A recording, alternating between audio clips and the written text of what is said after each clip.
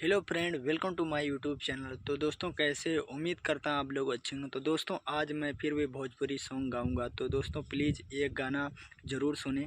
अरे पूरा भोजपुरियन के दिल में बसावे नी।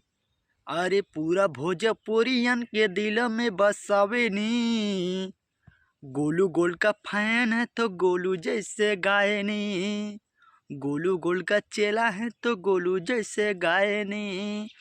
पवन सिंह के जैसा न वीडियो बनावे नी। पवन सिंह के जैसा न वीडियो बनावे नी। गोलू गोल्ड का फैन है तो गोलू जैसे गाए नी। कौसम्बी के जान है, शान है यूपी के। चल जाला गोली जैसन निकले झार के। चल जाला गोली जैसन निकले झार के।